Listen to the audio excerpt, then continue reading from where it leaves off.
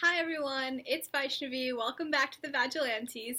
This week, Katie, Maggie, and I thought that it would be great if we could do kind of a drunk histories version of our regular show. And instead of, getting drunk because we're all underage, we decided to do our own segments when we were super tired. So either early in the morning or late at night. And so right now it's very late at night and I am very tired and also very cranky. Which is how I get when I'm tired.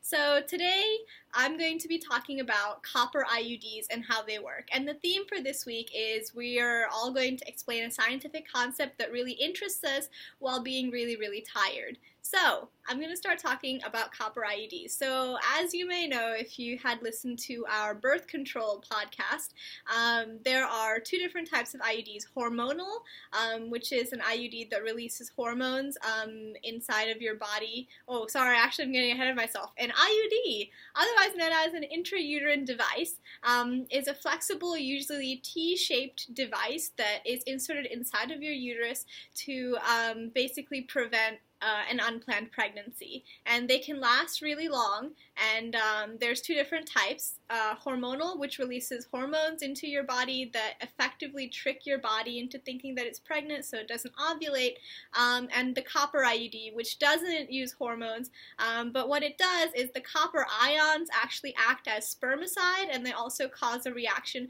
within the internal reproductive system within the uterus that act as spermicide and don't allow sperm to fertilize the egg effectively. And there's been a little less research done on this, but IUDs can also act kind of as emergency contraception or like prevent the implantation of an embryo, but there's been less research done around that. So I'm going to start talking about how copper IUDs actually work. So I personally think copper IUDs are really, really cool because they don't use hormones, yet they act as spermicides, and they're really effective against pregnancy. They're actually 99% effective, and they can last for up to 10 years. And so I think they're really, really cool. So I'm going to talk a little bit about how they work. So as we all know, sperm look kind of like this.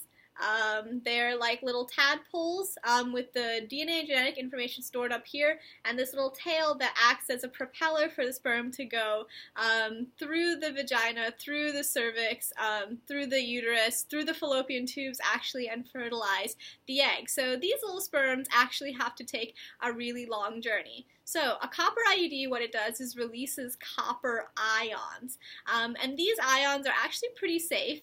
They don't leave the reproductive system, and secondly, they're also there's such a small amount of copper in a copper IUD that it's not deadly to humans. But copper ions also have this really interesting habit of killing sperm.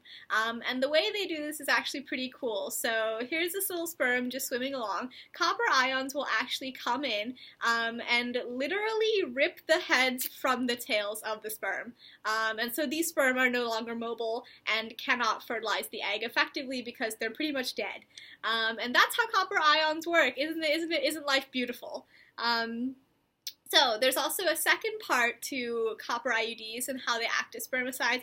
Aside from literally beheading sperm, copper ions will also cause a chain reaction in the uterus that elicits a strong immune response and kind of inflames the lining of the uterus a little bit.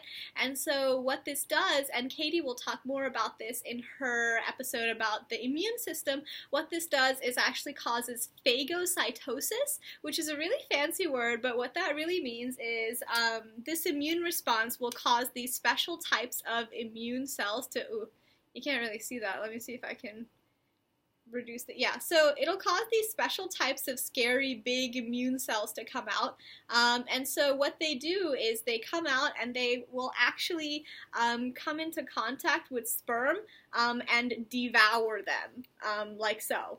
And so the sperm are effectively immobilized and are not able to fertilize on account of being devoured. So For this reason, copper IUDs can cause some cramping when they're inserted in, and they can cause, some adverse side effects that were more discussed in our birth control episode. But they work primarily by removing the heads from the tails of sperm, and also by causing a reaction that causes immune cells in the body to devour sperm and render it useless, or the copper IUD can also cause the uterus to be a more hostile environment for sperm, and so they're unable to go fertilize. So the copper IUD really just makes the reproductive system a very, very harsh place for sperm, and it works beautifully. And if you're looking to prevent pregnancy. And if you are looking to get pregnant, people with the copper IUD, after having it removed, actually can get pregnant. There hasn't really been a significant impact on the fertility of people after they've had the copper IUD removed. So it's pretty good on different sides here. It lasts for a really long time. It's non-hormonal if that's something that's important to you, and it doesn't have an impact on the fertility of a person afterwards, and it also prevents you from getting pregnant in the most metal way possible by literally beheading your enemies. So take a cue from the copper IUD and stay safe, stay smart, and Katie and Maggie, I'll see you guys in a little bit.